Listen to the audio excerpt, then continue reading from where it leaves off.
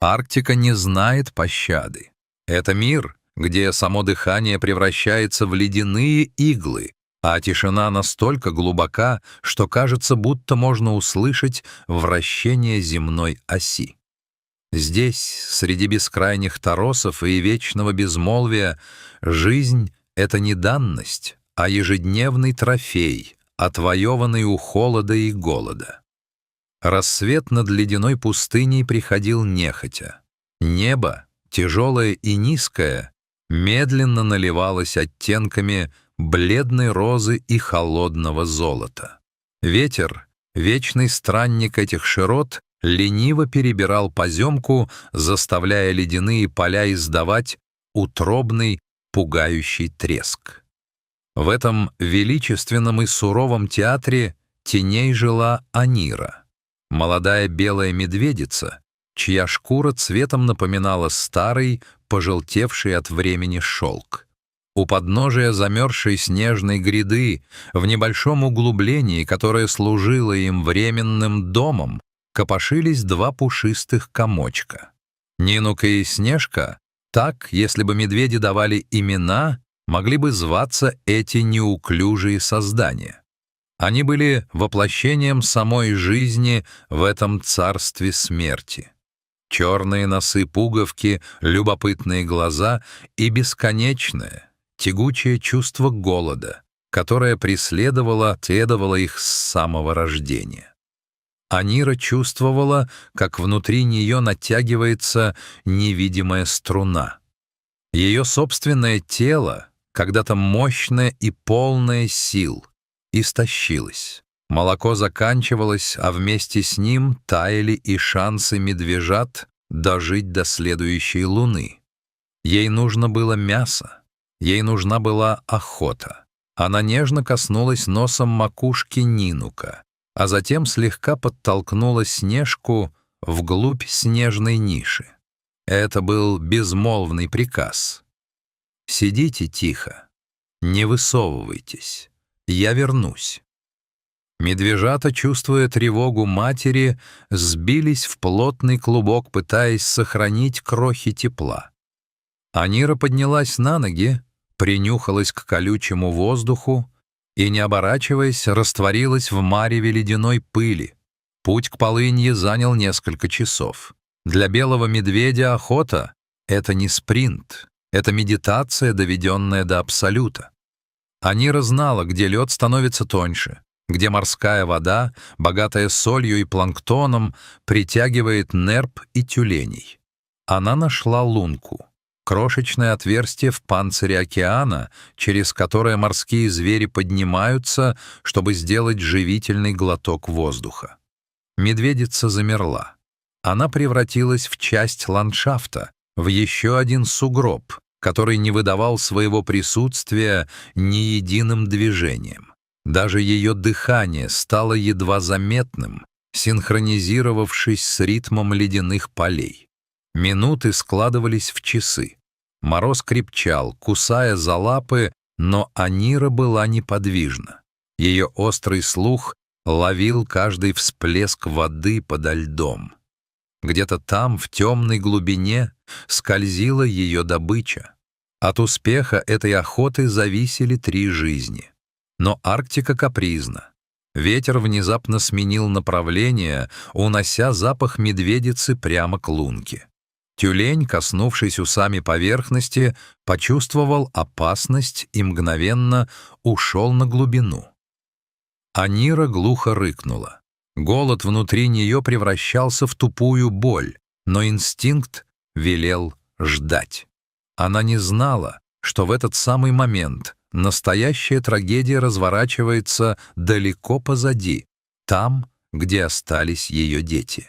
Пока мать-медведица боролась с неуловимой добычей, у снежного холма появились тени.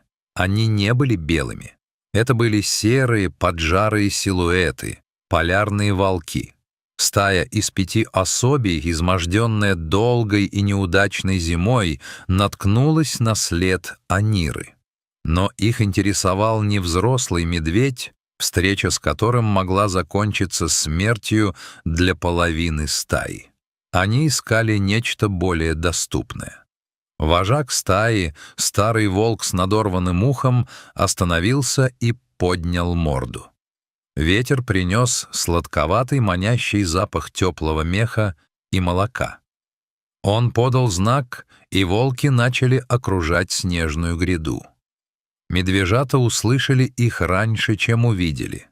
Тихий шорох когтей по насту, едва уловимый скулёж, звуки, которые не принадлежали их матери.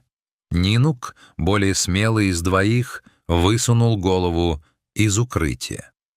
Его маленькое сердечко забилось в сумасшедшем ритме. Перед ним, всего в нескольких метрах, стоял зверь с горящими желтыми глазами. Волки действовали методично. Они не бросались сразу, а сужали круги, проверяя, не спрятана ли где-то поблизости засада. Один из них, молодой и дерзкий, сделал пробный выпад, обнажив острые клыки. Снежка заскулила и попыталась забиться еще глубже в снег, но отступать было некуда. Волки чувствовали страх добычи. Это пьянило их, придавало сил их ослабшим телам. Вожак припал к земле, готовясь к решающему прыжку. Казалось, до кровавой развязки остались считанные секунды. Арктика приготовилась принять очередную жертву. В 10 километрах от дома Анира резко вскинула голову.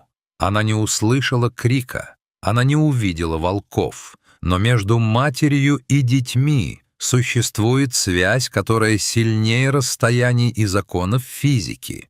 В ее ноздри попал запах не тюленя, не снега, а едкий, мускусный запах псовой стаи, смешанный с запахом страха ее медвежат.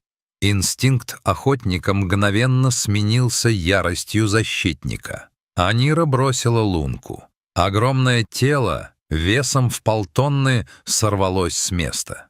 Она не бежала, она неслась, словно белая лавина, сошедшая с гор. Лапы с силой вбивались в снег, разбрасывая ледяную крошку. Каждый прыжок преодолевал метры пространства. Ее сердце работало на пределе, перекачивая кровь, кипящую от адреналина.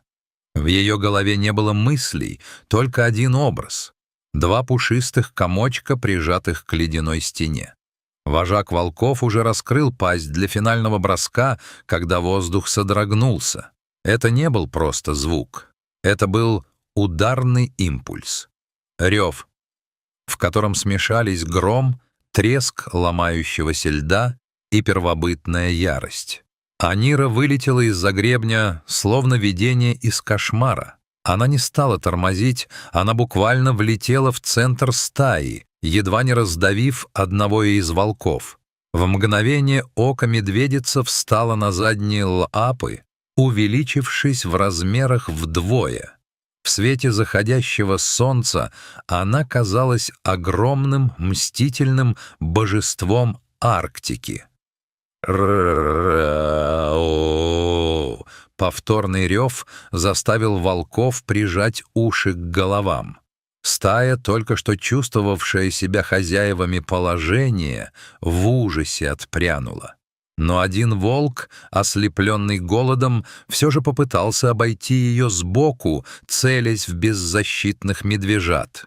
Это была его последняя ошибка. Анира среагировала быстрее молнии. Удар массивной лапы, снабженный когтями-ножами, пришелся волку в бок. Зверь отлетел на несколько метров, пропахав борозду в снегу, и больше не поднялся. Медведица сделала шаг вперед, закрывая собой вход в укрытие. Ее глаза горели холодным, беспощадным огнем. Она была готова разорвать каждого, кто сделает еще хоть шаг. Вожак стаи посмотрел на поверженного сородича, затем на разъяренную мать. В его глазах отразилось понимание.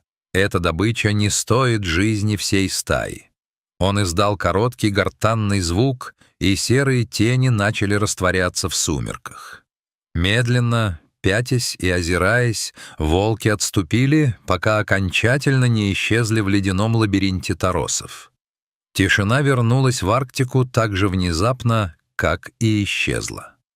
Анира стояла неподвижно еще долго, вглядываясь в горизонт, пока пар от ее тяжелого дыхания не окутал ее белым облаком. Напряжение медленно покидало ее мышцы, сменяясь жуткой усталостью. Из глубины снежной ниши послышался робкий писк. Нинук и Снежка, все еще дрожащие, но живые, потянулись к матери. Анира опустилась на 4 лапы и припала к ним. Она тщательно, сантиметр за сантиметром, обнюхала каждого, вылизывая их мех, словно смывая саму память о присутствии врага. Медвежата зарылись в ее густую шерсть, ища утешения и тепла. Опасность миновала, но их главный враг — голод — никуда не ушел. Живот медведицы сводило судорогой. Она знала, что отдых будет недолгим. Ей нужно снова уходить, снова рисковать, снова доверять тишине Арктики своих детей. Над ледяной пустыней взошла первая звезда. Холодная, далекая и безучастная. В этом мире нет места жалости. Здесь есть только воля к жизни. И пока эта воля горит в сердце матери, белые тени будут продолжать свой бесконечный путь по краю земли.